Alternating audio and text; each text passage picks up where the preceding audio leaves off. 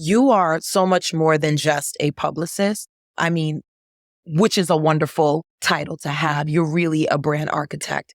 I have witnessed you put Drake on his first cover. Today, you represent what we are not even halfway through 2023. And already Erykah Badu's been on the cover of Vogue. Usher's been on the cover of GQ within the last, couple of weeks.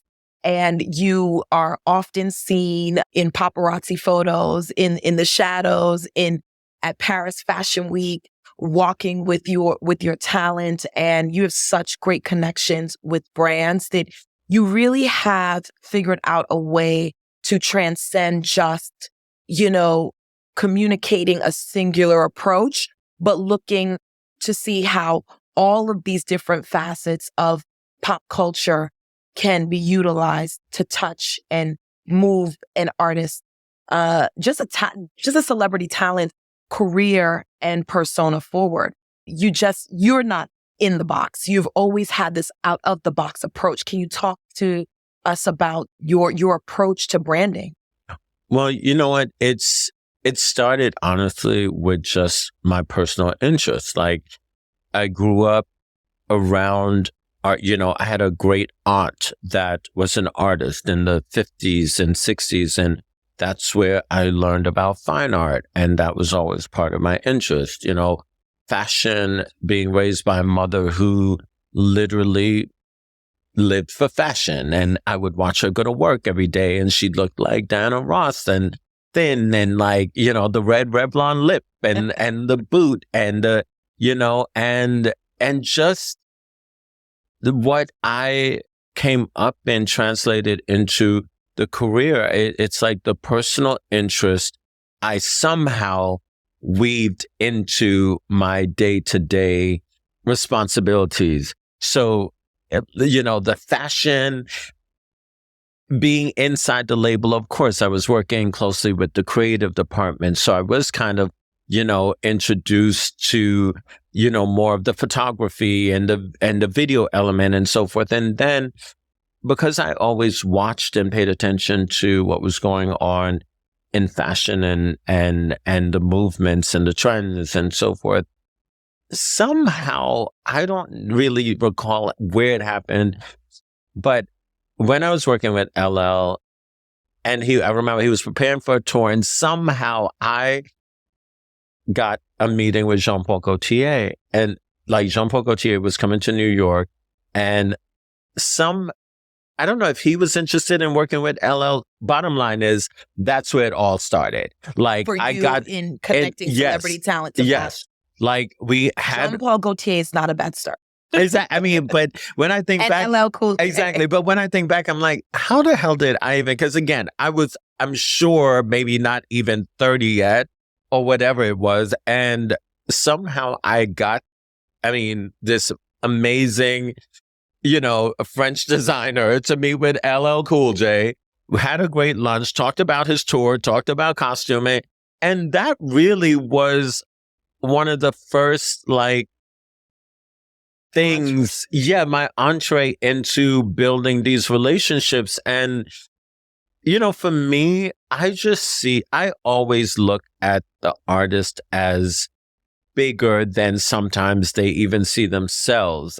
For me, as you said, it's about the whole brand. It's not so much just the album or the single or whatever. It's like, where are we trying to go? Are we trying to take over the world? Are we trying to rule the planet, be global, dominate? And to me, it is beyond the music. It is incorporating, art, fashion, architecture, like just everything. Bring a lifestyle into it. And before the word, lifestyle and that came about, I think I was just naturally doing it. Right. I think if you're cultured, and being a New Yorker, exactly. comes very easy to us. You also have this fabulous Caribbean background. Your family's Jamaican, and it all comes together. Yeah. And I think that what's beautiful about your work is how you understood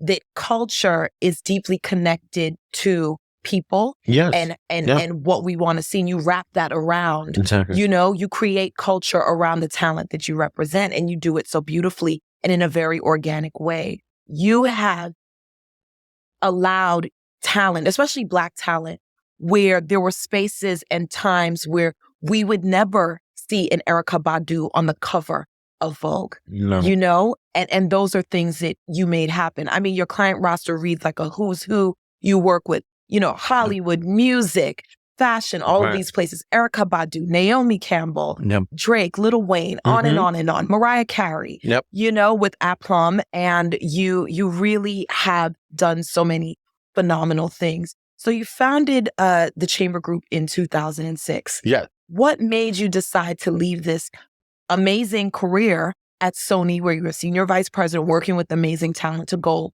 on your own? Many people just stay in, and that's fine. Yep. And people always glorify and celebrate entrepreneurship, but I'm like, listen, it has its own bag of tricks. Yes. We'll get into that in a minute. Yes. But what made you decide to move forward?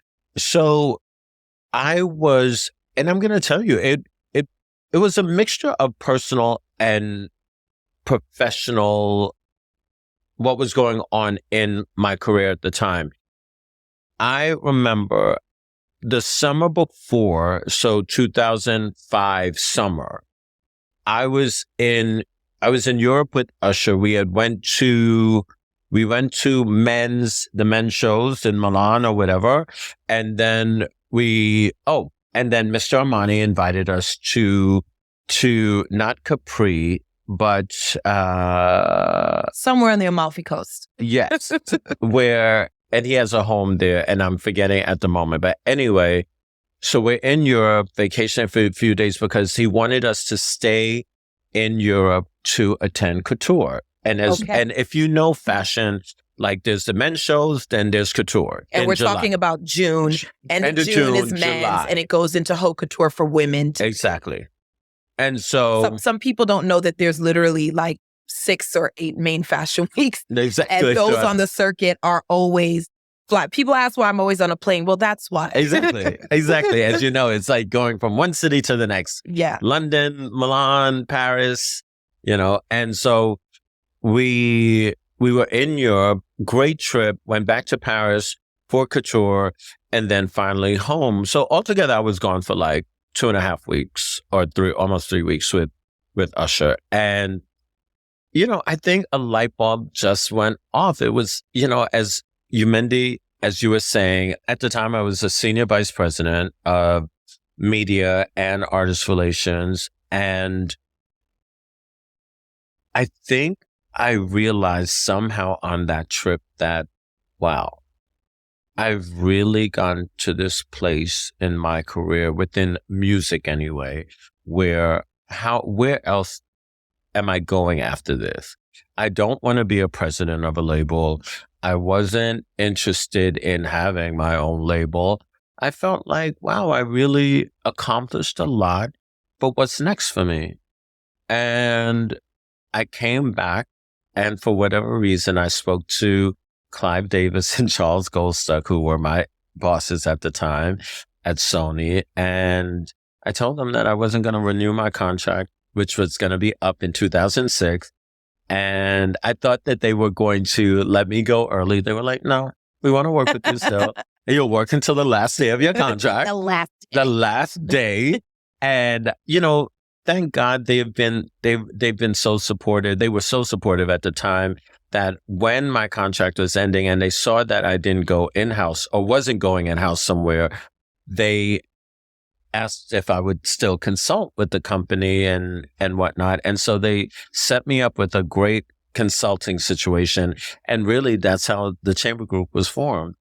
I mean, I didn't have, a staff. So I brought my assistant with me, the only person that was on salary, and interns and freelancers. And really, that's where it started. I mean, I had started the company working with, the artists that I worked with at Sony, like Outkast and Usher, and Jill Scott was my first client outside of the Sony stuff. Yes, Jilly from Philly. And it wasn't, I can tell you this. It wasn't in my own plan to start my own company. Everyone else saw it but me. I was like, no, I don't want my own company. I mean, Steve Stout, who's a friend and another person that always, was in the background nurturing me, as I grew in the whole music thing. He said one day, Chris, like, why are you doing this anymore? Like, you've outgrown this thing. Like, you need to do your own. He was one of the first, and it just continued. Even though I fought it and fought it and fought it, I was, at the time when I knew I was leaving, I was speaking to David Lauren at Ralph Lauren. I was talking to John Dempsey at Mac. I mean, it was interesting because the companies that were drawn to me and that I was entertaining at the time were not music and entertainment. They were just completely different, but they saw that, as you said, that I was doing more than PR. Right. I was brand building, and they saw that. And I think as those discussions were happening, once Sony gave me this offer, I was just like, okay, I'll try this for a few months and then I'll go in-house somewhere. But then 17 years later, here it is, the Chamber Group. 17 years. Is standing and still standing and going strong and thriving. Yes, and really proud of what we've accomplished, because it's exactly what I envisioned if I was to have my own company, and that was to work across the board: music, film, TV, fashion, sports. I mean, and it's not about conquering all, but it's really the things that move me. It's organic. Yeah, and I completely understand that. Exactly.